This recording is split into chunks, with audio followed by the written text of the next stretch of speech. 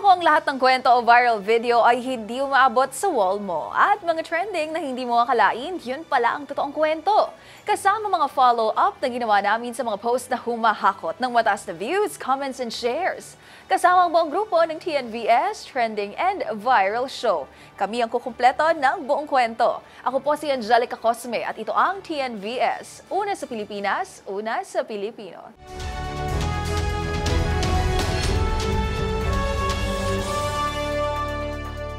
Para sa ating unang trending story, memories live forever. Kinaatigan online ang mga larawan na ibinahagi ng isang netizen mula sa GPS navigation app na Google Maps, kung saan nakuha na ng litrato ang kanyang namayapang lola na tila buhay na buhay ang kanyang mahal sa buhay. Ang kwento ng pagmamahal ni Lola Nieves sa kanyang mga apo, tutukan sa report na ito.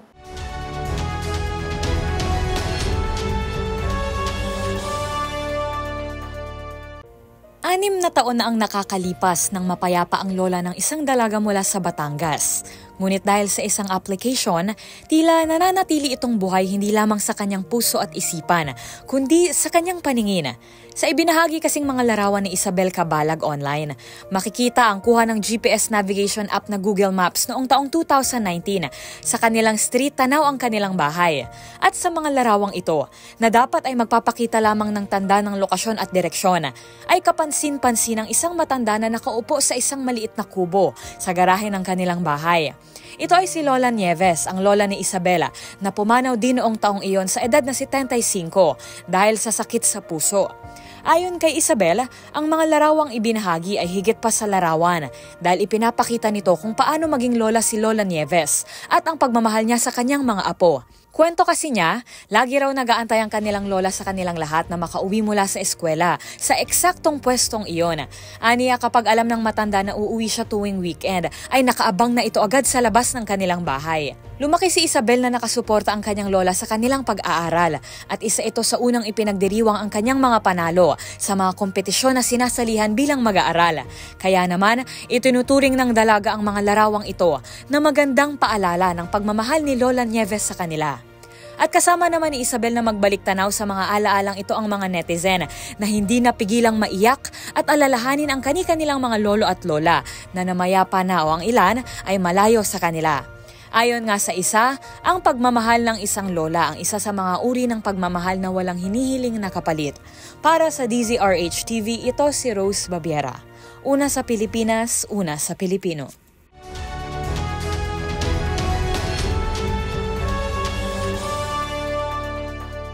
Para sa ating next viral story, inalmahan ng mga netizen at iba't ibang grupo ang paglutang ng kontrobersyal na heritage lighting project para sa Bulkang Mayon. Sa nasabing proyekto kasi, planong lagyan ng laser at spotlight systems ang palibot ng bulkan para umano mapalakas ang turismo ng Albay. Anila, hindi aesthetic kundi sustainable development ang kailangang pagtuunan ng pansin ng gobyerno. Ang kinahinatnan ng proyekto, tinutukan ni Arnold Herrera.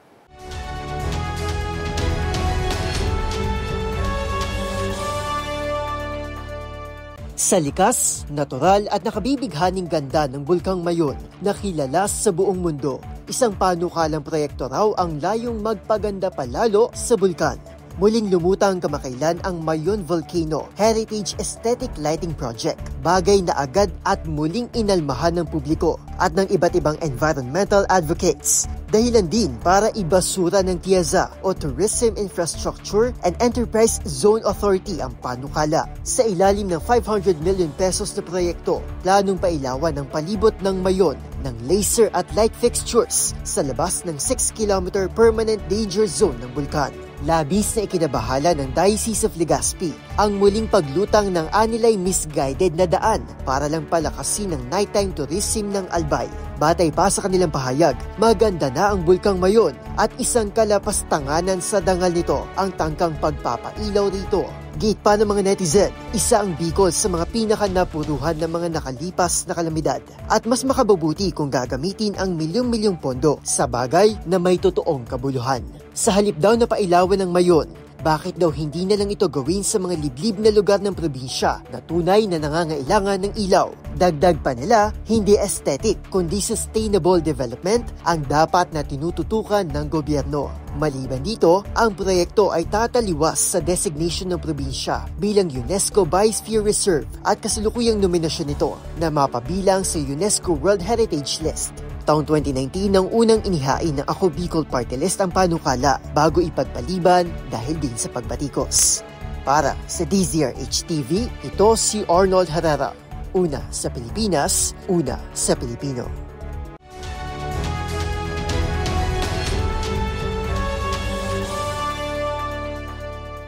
Sa ating next trending story, agaw pansin ngayon online ang isang traffic signage sa isang mall sa Fairview na umano'y babala para sa mga taong tatayo sa parking lot para magpa-reserve ng slot. Base sa naturang signage, kung sino raw kasi ang gagawa nito ay dadakpin daw ng alien. Ang mga naging reaksyon ng netizens sa pakulong iyan, tinutukan sa trending report ni James Galange.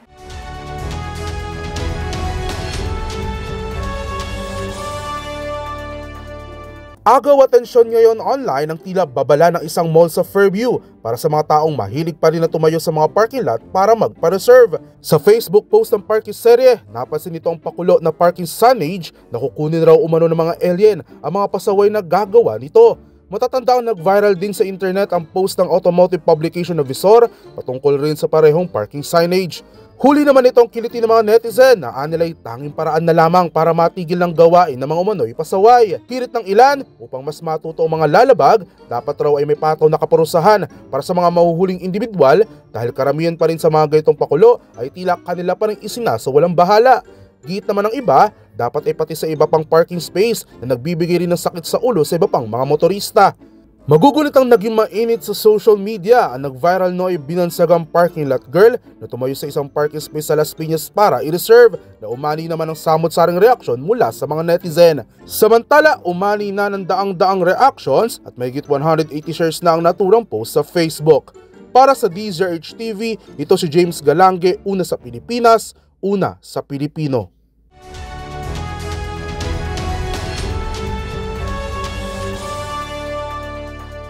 Sa ating sunod na istorya, ikaw ba ay pamilyar sa American science fiction film kung saan bidang alien na si E.T.? Kung oo, alam mo bang mabibili ang animatronic model ng karakter na ito sa halagang higit 50 million pesos? Ang mga detalye tutukan sa trending report ni Millie Borja.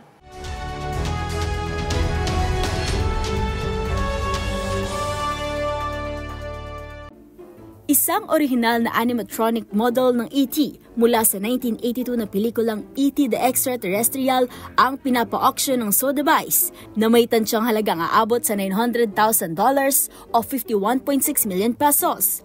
Ginawa ito ng Oscar-winning special effects artist na si Caro Rambaldi at isa sa 3 model na ginamit sa classic film. Ito rin ang ginamit sa closet scene kung saan nagtago si E.T. kasama ng mga stuffed toy. Ang model na may 91.4 cm na taas ay mula sa personal na koleksyon ni Rambaldi. Mayroon itong paunang bids na $500,000 at isasara ang auction sa April 3. May kakayahan ng model na gumawa ng 150 movements, kabilang ang pagkunot ng noo at paghaba ng leeg. Kilala si Rambaldi bilang isang pioneer sa animatronics at nag-ambag rin sa mga klasikong sci-fi na pelikula gaya ng Close Encounters of the Third Kind, Alien at King Kong. Kasama rin sa auction ng iba pang bagay mula sa koleksyon ni Rambaldi, kabilang ang mga model ng sandworms na ginamit sa pelikulang Dune ni David Lynch. Para sa DZRH TV, ito si Millie Borja, una sa Pilipinas, una sa Pilipino.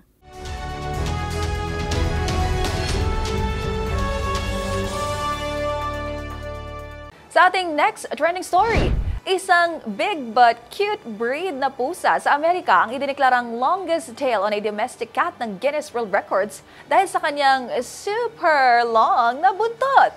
Sa edad pa lamang na 2 taon, umabot na po kasi sa lagpas 15 inches ang kanyang fluffy tail. Kilalanin si Pugsley sa report ni Dustin Bayog.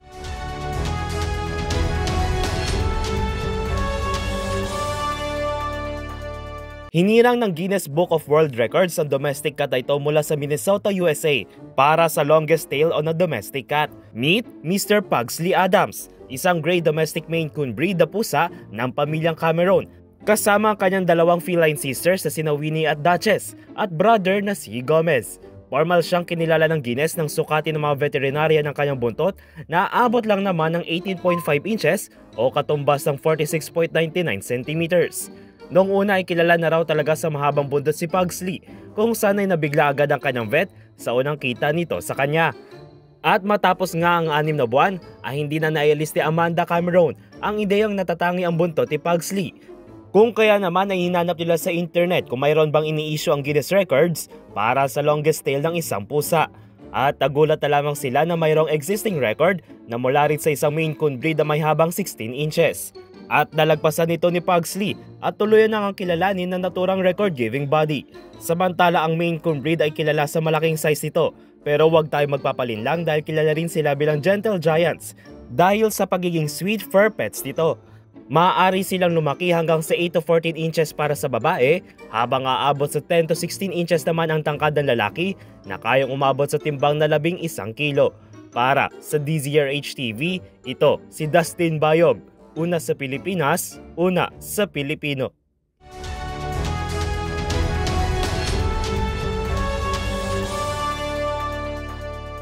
At sa ating trending showbiz balita, nagsama-sama ang ilang bigaring stars sa nagdaang Billboard Women in Music 2025 sa Amerika.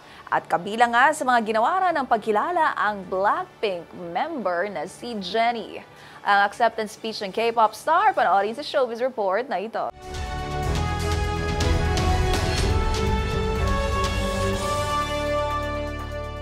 Lady in Red, ang Blackpink member na si Jennie nang dumalo sa Billboard Women in Music event sa Los Angeles, California. Ang K-pop star nagkamit ng Global Force Award. At sa kanyang acceptance speech, syempre, special mention ang kanyang kagrupong si Liza, Rose at Jisoo. This award is a tribute to every woman who dares to dream and create and shape the world with her vision. Women are a powerful force, and when we come together and we can uplift each other with every step, I want to take a moment to thank my Blackpink girls.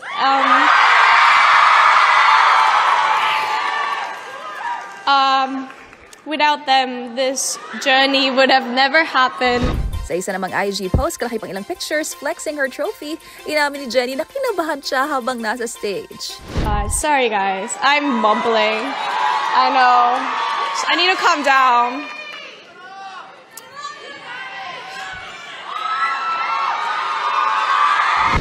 Bukod sa solo photo sa kanyang latest post, sinare din ito ang kanilang picture ni Kali Uchis na kanyang kakolab sa kantang Damn Right.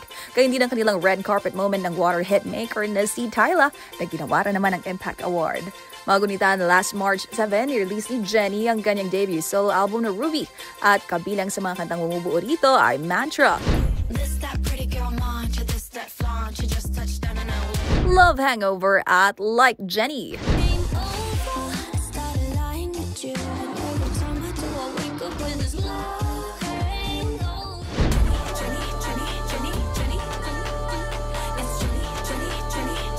Samantala, bukod kina Jennie at Tyla, ilan pa sa mga binigyang pagkilala sa katatapos lang na Billboard Women in Music event ay ang aespa na Group of the Year.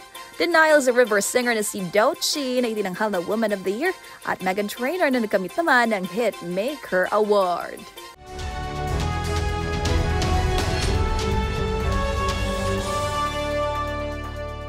Isa na namang episode ng mga nagpa-wow, kinagiliwan at iba't ibang mga insidente ng mga nag-viral na kwento ang ating napanood. Kaya naman, kung meron po kayong mga katulad na istorya, ay i-share nyo na yan sa ating comment section o kaya naman itag nyo rin kami sa TikTok at DZRH News.